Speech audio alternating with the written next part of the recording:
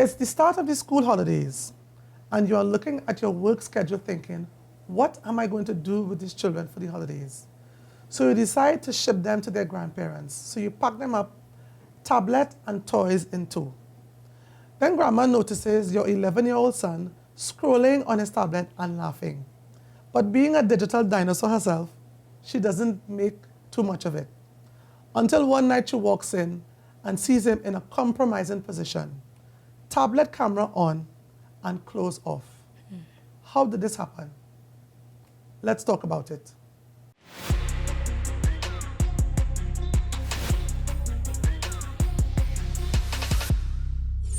Welcome to another episode of the Socially Safe Podcast, the TTPS podcast where we tell real stories, share real lessons, and create real impact. I am your host, Jamila Bannister, and forgive me, I am actually fighting the flu today, so my voice isn't always there. But I am excited to introduce my special guest and co-host for this episode, who I'm sure will support me with their powerful voices. To my right, we have Corporal Tynisa Hudlin-George, and to her right, we have Corporal Lesdian Bakwe. Tynisa is from the Special Victims Department, and Lesdian, she is from the Cyber and Social Media Unit, another competent face from that unit. Ladies, welcome to the podcast. Glad to have you on set. Thanks for having us. Good morning. All right, ladies. So this discussion today is an exciting one. Mm-hmm. Well, it's one that I've been looking forward to because I think it's so important. Yes. So we want to talk about what happens when school is closed, when your kids are left at home. They may not be in your care, your direct care, for all the hours of the day. You may leave them with a cousin or with a grandparent, grandma, grandpa, and uncle. And they will never be as vigilant or as diligent as you would be when you have to supervise them with digital devices. So there are so many incidents, and based on our reports, we have been seeing, we know that there's an increase of, reports of crimes around children when school is closed, when you leave them up to their own devices. I had to do it, I had to use the fun. Yeah. Well, it's a great point. Their own devices are the devices. Exactly, right? So I know you guys see a lot of things coming across your desk with regard to cases involving children and things that originate online and then play out in real life, which is really the theme of this podcast. So has there been any case that stood out in your mind that you saw come across your desk lately? Definitely. Let's just go back a bit. I like the pun, but the issue is really devices. And in Trinidad, we have a thing of only desktop and iPhones, but the computers are always used. So listen to the story. So this young man has a device, but he normally carries with his father. So he goes to the activities with his dad, let's say around carnival time now. So, in Trinidad and Tobago, you always know a friend of a friend. This is a real story, friend of a friend. So while he's watching his father interact, doing his activity, he recognized the guy. They start to go on the internet. So, always have some kind of code name, dark horse, white man. Right, yeah. Good. So he started to interact with the person, started to talk. When they catch on, they recognize that indeed that is a friend of the dad, very, very close friend. Took nothing of it in the first instance. He started telling him, listen, I think Ziggy Rankin, some show was coming out recently. I'll buy some clothes for you. Come, let's go together. Young man. So this is somebody he's talking to online? Online. And think nothing of it. Because he recognized, when he went to the event with his dad, he recognized the person. He said, but okay, we search people now. We are going the long directory. If you remember directory, we are doing directory along. We going on a follow list. So he saw the guy. He said, but this is not that friend. Having general conversation. Down the road, pictures start to be shown, start to normalize little conversations about sex. So when the guy catch on, the young boy, he showed his dad. The dad recognized who the person was. Immediately, he reported to the station.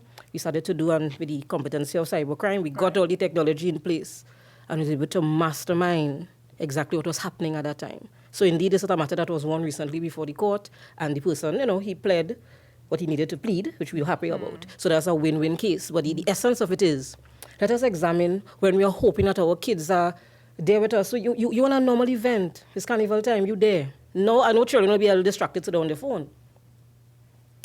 To his horror, his own close friend is there interacting, thinking is a normal conversation. It was not. Wow. So how old was this child? This is a child who was 16 years. a 16-year-old young man. Young man. And how old was the adult? Very early 30s. Very early 30s. Nothing more than 35. Very early individual. And I mean, worlds just collided there. That's it. Worlds just collided there. And That's it. so, well, I guess he pleaded guilty. Did he not? Indeed.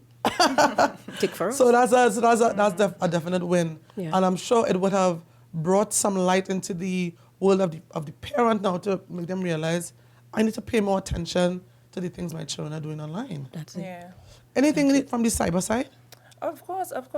What is important is that we always engage in our kids, have conversations. Reason being because, just as she said, this was a close friend. Yeah. Sometimes we have incidents where it's family members actually doing this thing. So it is important for parents to always be engaged and monitor their children when they're on devices. We always, when we lecture to schools and stuff, we always put that at the forefront. Right. Make yourself known, educate yourself on the uses of these devices, because this is the era we're in.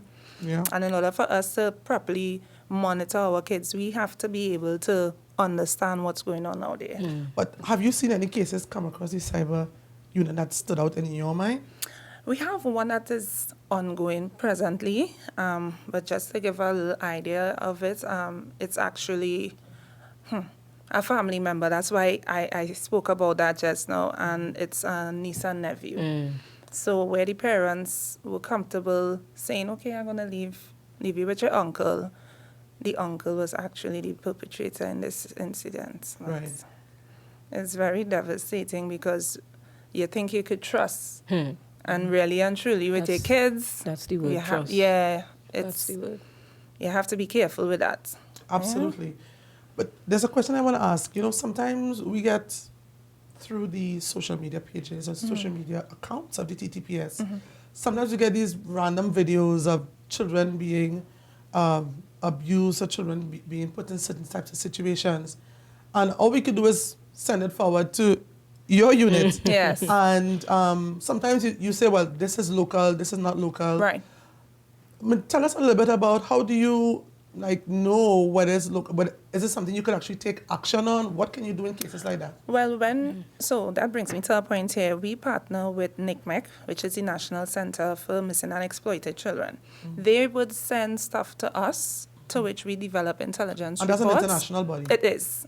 And we, when we develop these reports, then we forward it to then Child Protection, I think it was, unit. Yes, SVD. Right. So what happened is this platform, it gets like a signal when persons share content that is in relation to exploiting children, sometimes nude pics or whatever. When you use the VPN, it then sometimes use that channel now, and you would think that it's Trinidad because it's coming up as Trinidad and Tobago. So every report that comes in where that is concerned, we now have to analyze it, go through it, and then we'll decipher if a VPN was used when we use our tools, and if so, then we will report back to them accordingly. Sometimes when we go in the content, they would send videos, if videos are available, and you may see a VPN used, it's saying somewhere else, but when you look at the video, you would see stuff in the background where you could interpret and say, well, no, this is local. Look, we see, and I'll just give an example, Nallis Library, or we see in the Red House. So we know it's local, but it's saying that it's generating from the UK. Right? So when we do our part on that end, we generate the reports and send it forward. So for those who don't understand, can you just explain what a VPN is? How do people use it to perpetrate their... They mask their IP addresses with the VPN. It's a virtual protect network that persons use to hide the identity of where they actually are. Right. So, yeah. All right. Okay. Well, you know, of course, ladies, we definitely had to take this discussion to the streets. We wanted to find out what are some of the things people are doing to protect their children in their absence. Being fully aware that parents have to work, they're not always going to be around. School is going to continue to close because teachers obviously need a break. Need a break. Right? And what are some of the things they're putting in place? So in this episode's segment of Streetwise, we asked members of the public what are some of the things they are putting in place to ensure that their children are taken care of when school is closed and when they are not around. And this is what they had to say.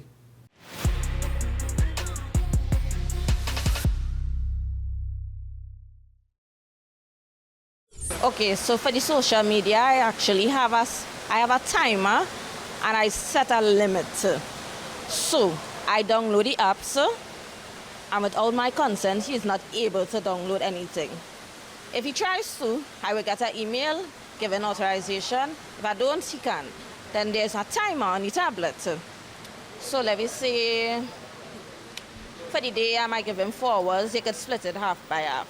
So you get 2 hours in the morning, 2 hours in the evening. After that, that's the day. No tablet. So I have control of what you can see and what you cannot see.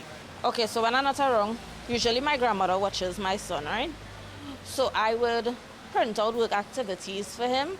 So just like school, your morning period, you will do some work, you take a break, that when the tablet time comes in, you go back, do some work, go outside, play football, because I buy all games that will keep him occupied. Children really smarter, more advanced in technology. They know how to go in the background, and they can even lie and say they're 16 and stuff to get back access to the information. So the best way for me, for these generational children, I would say is mostly maybe educate them at first, get them exposed from your standpoint, let them understand from you, like about different things like sex, bullying, these things. So they will be like a little more aware when they go on social media, and they won't get like too much influence into it and get adapted. But to really say how to like restrict them, they could try to like put the parental guidelines and things, but they could maneuver it. So yeah, they could like think it off. So educate them, like get them exposed from your understanding and to the Bible and things, so could they be aware. The mother does make sure download whatever in tablets, like any adult things, no. She does make sure watch the tablet. She right there watching everything he do, so he don't get a chance to do anything. No phone for them at all. They stay without a phone in school. When they're home, then they use it. When they have study, they will pick up the books, no phone. That's how I grew up my daughter. No phone at all. Need a TV unless she don't do her homework. They'll watch a little half an hour and that's it.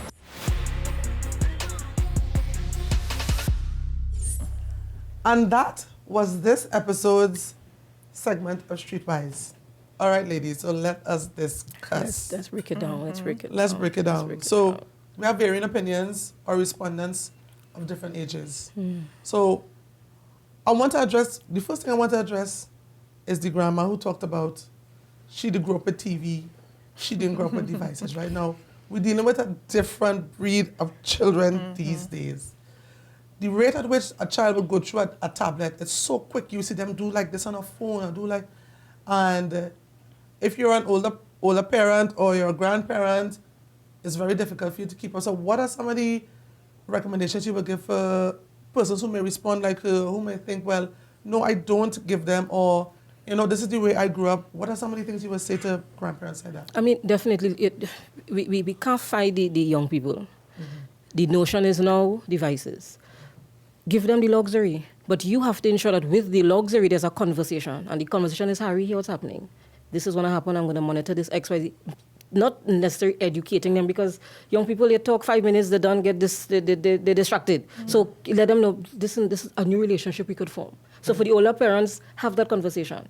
And what we didn't hear from the grandmommy is how that communication is dealt with, because even if you, as the grandmother, know what's going on, but you could see he could start to text somebody. So even if we keep on looking at the visual aspect, the thing that start from a simple text, hi, how are you? And they start to desensitize them into, no, this is our little secret. Yes.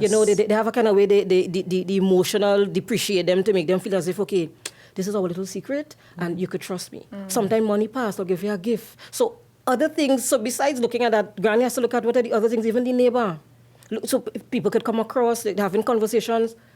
Start from there, because in order for us to not detach ourselves from, there's a, look, I old, that long time thing. Not necessarily, because in the simplicity of it, you could look at what are those conversations? And and if it's old people, they know for a fact certain things young people are talking about at all. So you might pick up than the younger mother who recognizes, no, that's just a friend.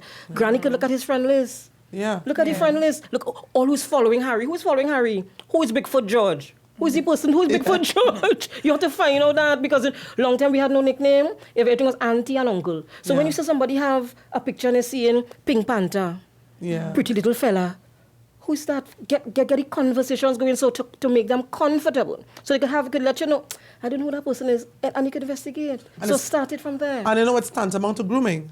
It's tantamount to grooming. So, they use these small little gifts and, interactions to build that test your boundaries. I mean, have you seen anything like that? Of course.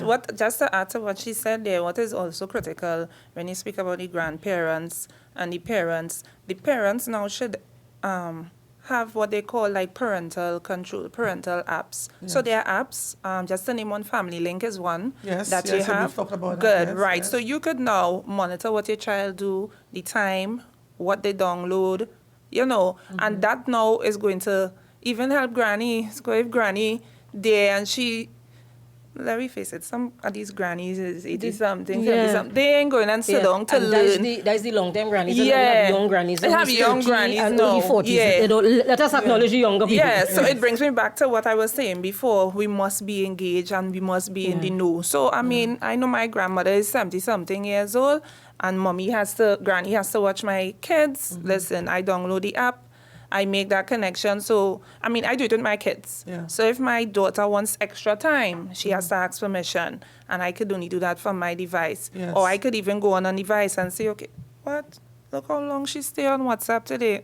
Let me cut that down. Yeah. The iPhone gives you that capability also too, when you make the connection. So the parents, we have a job to do. Even though we get in the assistance from the grandparents, we need to really educate ourselves, because we have to, the only way to help them is to be in the know. That's just Technology, the bottom line, And that and the horror is technology now has expanded. So we have the iPhone 1, 2, 3, Yes. we have now 99, iPhone 99, there's a new one. So understand that the technology has changed. So it makes your job, we may think, okay, the thing become harder, it makes your job easier. Yeah. Because the settings alone, exactly, you could modify that. Yeah. You can. People may say, okay, let's look at the internet. The Wi-Fi, remember at home, we have our Wi-Fi. Yeah. The router could be monitored. There's a setting in the router for the Wi-Fi for you as the mommy, as simple as that. So you think you have internet at home?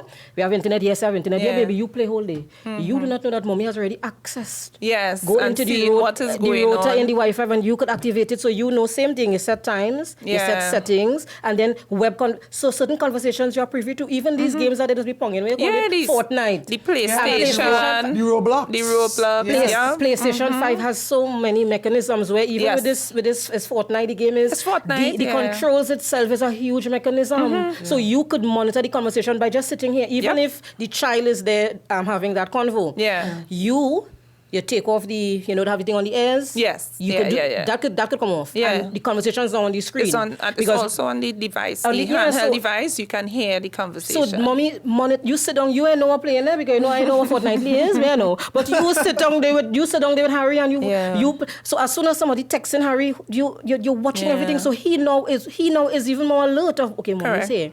So there's no conversation that could be underhanded in any particular. No. These are international people down a playlist. Because my niece, my nephew telling me, Auntie, this thing, you go on and there's a playlist, and you could invite someone to a party, and then you could have a personal friend. I said, so how mommy monitoring that? Then I was informed that, oh no. And then PlayStation has a mechanism where you could report persons. It does. And they get banned for a short period of time. And then you come to us, and cybercrime will finish you. And all of this could be done remotely. So even if you're at work, you could still monitor. You could still monitor your kids. So I want to use this opportunity to make a plug for our youth clubs. Okay. Yes. Because one respondent actually talked about, letting them do outdoor activities. One respondent talked about printing out activities for her son. So I really want to make a plug for the youth clubs here, because this will be an opportunity for them to take up their time when school is closed. And they may even learn how to use the internet responsibly through our youth club. So I have to make a plug Yes. for our youth clubs. Yes, I have to make a definitely. plug. That. Yeah. Yeah. All the activities. I mean, long time is cricket in the road. We used to play long Cricket, time. rounders, So you pan doesn't cup. see see them thing happening in communities. Oh, no. There are communities where you'll have little things. But I remember a long time cricket all now. So rainfall and you playing catch and thing with the squeezy bottle. It was a fun time. I had no time. Yeah. I did not have on a phone.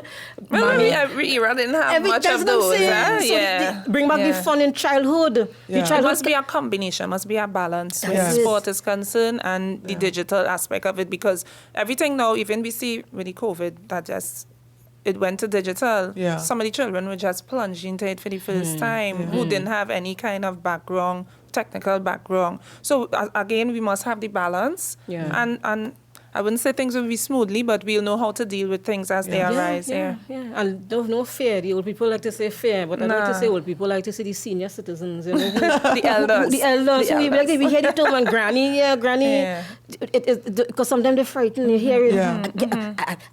I thought something on the screen gone blank. Yeah. Yeah. You know, so to alleviate that fear, it's okay. We'll help you work So it out. man. technology is not something to be feared. No. And also, there was something that was mentioned in another one of our episodes about children also being kind of manipulative.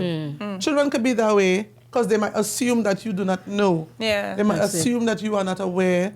They might assume that, well, you're not going to figure out, you could lock this folder or you could lock this app and you will not know. I think, talk to us a little bit about some of the rules you think some parents should implement when it comes to monitoring their children's use of devices, or what are some of the rules they should put in place, when they're not home? Like, what are some of the things that should be drilling into their children's heads? Because, kids will listen, if you repeat it often enough and they find themselves in a situation where they have to make a decision. So what would you recommend in that regard? You said it. Conversation is key. Yeah. So let that child have that confidence. So even if that person introduces a conversation that you know, that's how, Mommy, don't talk to me like that, Daddy, don't. You have the confidence to say, who are you? Yeah.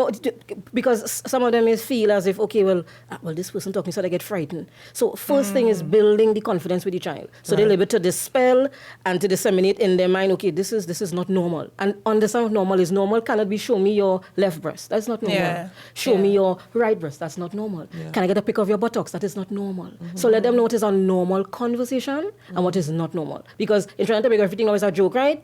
Yeah, but you show me your breast and you laugh as a mommy. Hey, let me see. And, so sometimes the child is so accustomed to the conversation that this is normal. Right. It is not normal. All right.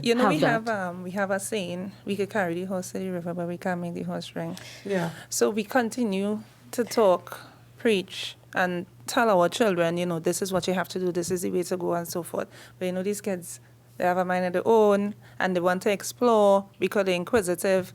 And I'll just share a little example. And this is from me and my daughter. There was a time, we take the phone. We say, listen, you're on a little ban, right?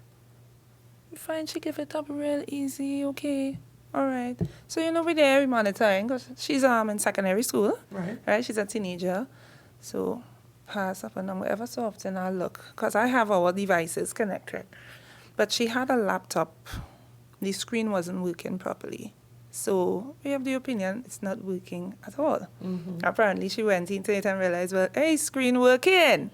So she paired the phone with the device. Oh. Yeah, so she was these children are so tricky. very smart. So That's she it. was like, when we took the phone, okay, no remorse, I say. Tell my husband, I say, fine, she went normal. Something is off with that. But again, because the father and I are very engaged, I mean, look at where I work, I'm talking all the time, I'm telling them these things. Yeah. Pass the corridor and I saw the phone, I said, hey, that laptop working? She said, no, not really, the screen does get trouble. I was like, oh, okay. So the father passed back, he said, so what are you doing there? She said, nothing, I just have it. And she closed it down. He said, he stopped, he look at her, he come back, he opened the laptop. He said, Leslie, come. I said, what's that? The whole WhatsApp screen there. I said, oh. I said, don't worry, I think for that. And I deal with that one time. And I share that with you guys to say that because sometimes we say we will do or put certain things in, and these children are so clever Yes. to find a way they want to find a way. Yes. So again, it goes back to being actively engaged with your children. Yes. And monitoring them, because once they want to do something. But I like the saying, you can lead a house of water. Yeah, you can make them drink. Right, and then there is a new version. If you put salt in the hay, you will make the horse thirsty. Oh, okay. Understand that? Okay. So if you properly well know, because we know that we are children, right? Correct. You know what they like. You're enticing them, but you're showing them, okay, this is done this way, this is done this other way. So you make them thirsty for it, but there's an understanding that we have a line draw. So these are the boundaries. Yes, definitely. The salt in the hay is that. The salt in the hay is the boundaries. Yes. The boundaries are you are to do X, Y, Z, PQW, and let our trust start here between mommy and daddy. So trust me, I trust Critical. you, and there's no secrets. So start together. So that is all. So they mommy, what else can I do, mommy? What else can I do? Yes. They want to earn those points. You seeing that? want Young to people earn are saying those that. You points. seeing that? Yeah. Yes. All right, so ladies, I'm sure we could go on and on Yeah. and on about this, but now I want to give each of you a chance to give a 30-second appeal. I want you to appeal to the parents, right? Just look into this camera and appeal to the parents, and when she's done, I want you to appeal to the children about what they should be doing and listening to their parents, even when their parents are not around. Sure. So parents, it is paramount. Understand that your child device is not the child device. It is your device. Get accurate to it, understand it, learn about it. Be in every place and space of your child. It is fundamental. Be there so you are aware of every facet of their life and what they are doing. Presence is important, not absence. All right. Right, and kids, what you need to do is listen to your parents, be obedient, follow the guidelines, follow the rules. I know sometimes we feel like we know, and what we have to do is what we have to do. I'm saying to you today, be obedient, follow the guidelines, practice safety online, and enjoy your cat. All right. All right, so I know we are putting some controls on the kids, but I'm pretty sure that this episode is kid approved. So if you would like to see more episodes just like this one, go to the TTPS YouTube channel and subscribe so you never miss one. And if you would like to listen on the go, you could check out this podcast on Apple Podcasts or Spotify. Once again, Trinidad and Tobago, thanks so much for listening and for watching. And remember, don't just stay safe, stay socially safe.